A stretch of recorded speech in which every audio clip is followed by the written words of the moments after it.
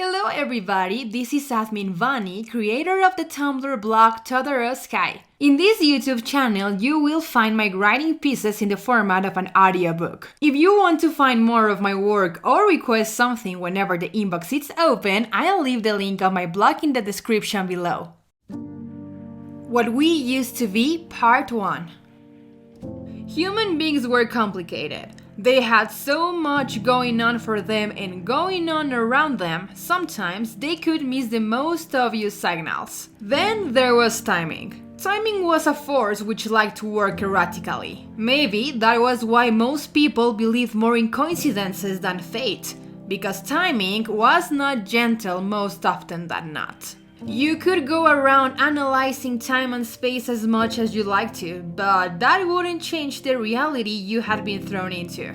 You sighed it, dropping your phone on your nightstand. Another day, another meeting Shinso canceled on you. Apparently Emiko's cat had gotten sick and she was scared for her pet. And of course, Shinso was going to be with his girlfriend, because Emiko was his girlfriend and not you. The twinge inside wasn't jealousy or anger, it was hurt. You weren't hurt for Shinso to ditch you. What was torturing you was why he was ditching you. The realization has taken its time to hit you, but when it did, it knocked you out. To find out you have feelings for Shinso was catastrophic. It simply complicated everything, especially because you had to find out after he had fallen in love with another person. You had to watch him meet Emiko outside of the academy and carefully move a strand of loose hair behind her ear as she giggled utterly in love with him. You had to sit on the couch of the dorms with the rest of your friends to watch a movie without him there because Shinso was on a date with Emiko.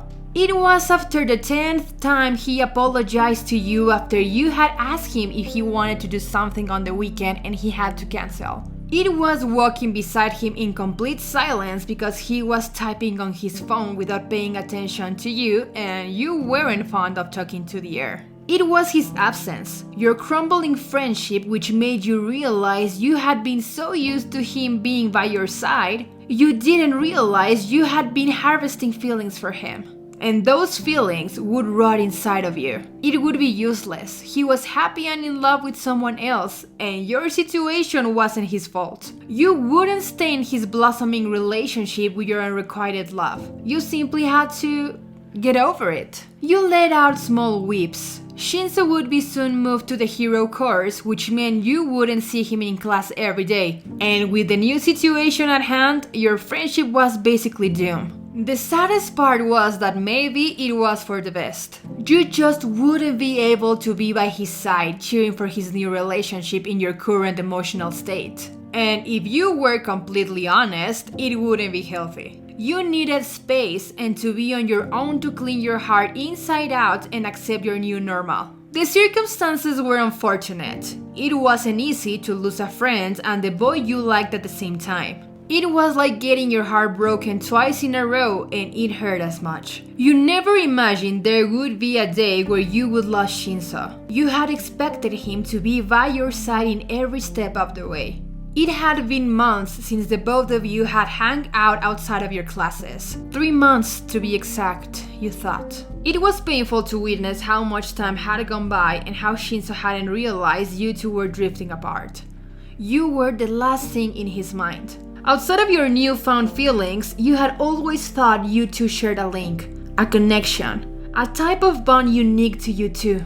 It seemed only you had felt such a connection. You understood he was happy, over the moon, with his girlfriend. But was it necessary to push you away? Despite his actions, you couldn't see the evil in him. He probably wasn't realizing what he was doing, which in some way only made it all worse. You were drifting apart and he wasn't even noticing your absence. It could sound dramatic, but you felt replaced and you felt hollow like never before. You thought you were special. You thought you meant more to him. You thought you meant enough to him to notice when you weren't there. But as Monday rolled in and you walked past Shinso, he was too busy staring at his phone to notice you. It was what you needed to be sure it was only you who was feeling the distance between you. You were in pain alone, and you would have to heal alone. The class came to an end and you had to rush out of the room. Deep inside, you hoped for Shinso to call for you, follow you, see the ache in your face and comfort you. Anything. You got up and left the classroom and not a soul spoke your name. You rushed through the hallways, passing through the waves of students with your hair working as two curtains keeping your red cheeks and glossy eyes hidden. You opted to skip class for the rest of the day. Teachers would have their questions, but you would deal with that until the next day. For the time being, you wanted nothing more than to hide under your sheets and cry every drop of pain out of your body. Your whimpers didn't wait for you to arrive to the safety of your room. You strolled down the empty patios of the academia, wiping tear after tear. It was lunch break, and thankfully everyone was busy at the cafeteria. A couple students you didn't recognize went past you, gave you a worried glance, and continued their way. They were teenagers after all. It wasn't rare to see a random girl crying her heart out on the school grounds. Hey, are you okay? Someone spoke from your other side. You gasped and jumped back.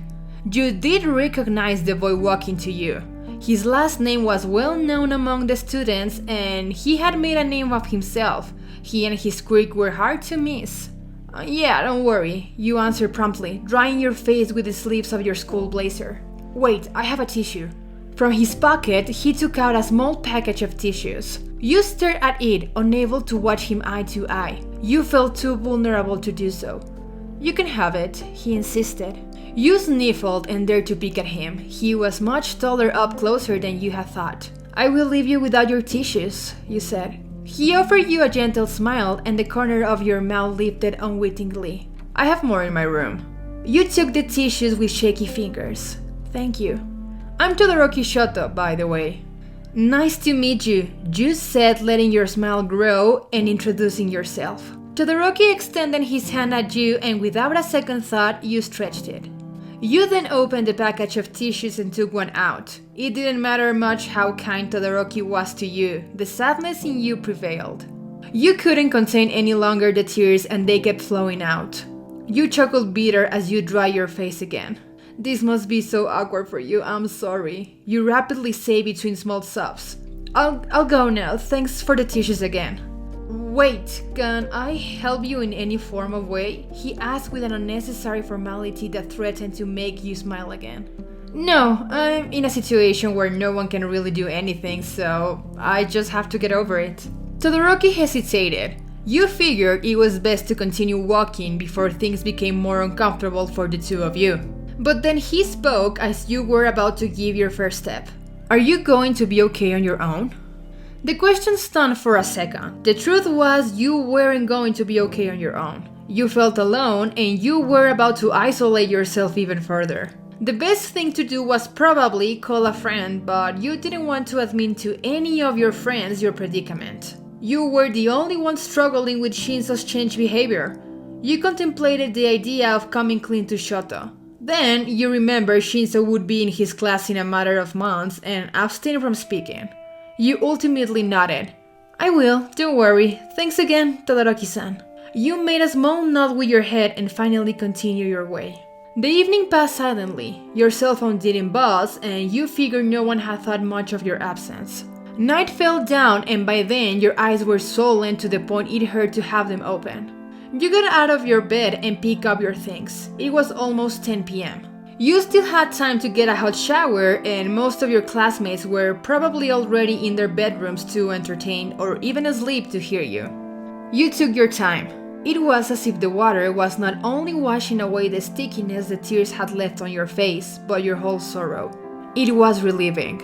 Once back in your room, you put on eye patches under your eyes and hoped they worked. If you woke up and your eyes were still swollen, you would skip another day of classes. You didn't want to answer questions. You simply wanted to get over your feelings quietly and on your own rhythm. And surprisingly, they had worked. Your eyelids were still slightly puffy, but they could pass as sleepy eyes. You had slept way too much, the perfect excuse. Just to make sure, you put on a little extra makeup on them. You lingered in your room staring at your own package of tissues. You thought of Shoto. For a reason, you felt like thanking him properly. You grabbed a brand new package of tissues and left your room with them on your blazer's pocket. The story was the same that day. You went into your classroom and exchanged greetings with your friends and then turned to Shinso. Again, he was too busy in his phone. You didn't bother. You were letting him go and you had to learn to follow through. It stunk, and you were aware it would take time for it to stop. You pressed the package of tissues in your pocket and focused on class and successfully avoided to look over your shoulder at Shinso. You didn't rush out of class when the day was over, but it would be a lie to say you weren't in a hurry. On the hallways, you took a different route. You went left instead of right, heading into the side of UA where the future heroes had their classes. You paid attention to the flow of students, searching for the singular side of white and red. The plan was to wait for them to cross paths naturally, exactly like the day before. Then again, the past evening had been the first time in almost a year you came across Shoto. Could you really rely on mere luck to see him again? You thought no. Of course, Todoroki wasn't alone. You gulped and grabbed a package of tissues as a token of your courage. You shuffled among the crowd until you were able to tap his shoulder. He turned around confused and his expression softened at the sight of you. "Hey, sorry, I wanted to give you this," you prattled, almost shoving the tissues into his hands.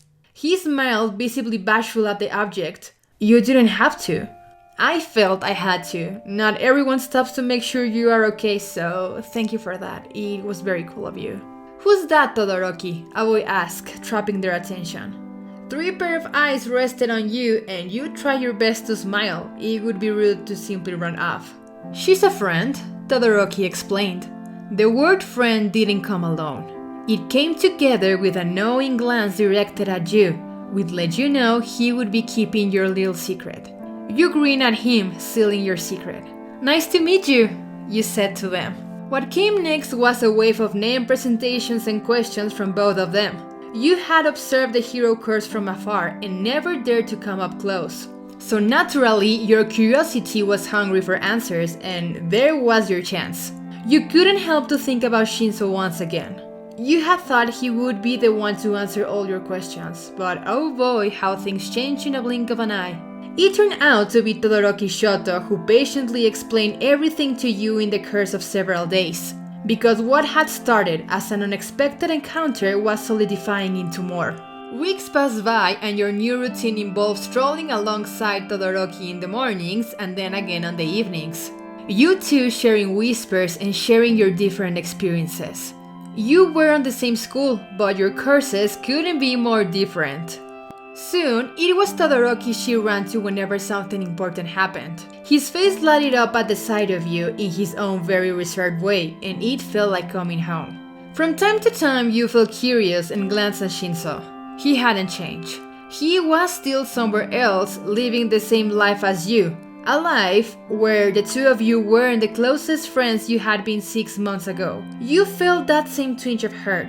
Yet, as you exited the room and found Todoroki together with Midoriya waiting for you to go have lunch together, the twinge was gone and all you could focus was on Todoroki. However, there was one thing you have missed, and it was Shinso's frown looking straight at your back, observing your lips expanding in a wide smile and telling something to Todoroki, who promptly smiled back at you. Shinso wondered when had that happened. Since when did you hang out with them? A mental montage of him canceling plans with you over and over again played in his head. The answer was very simple. He didn't know. He hadn't talked to you in months, and he was just realizing what he had done.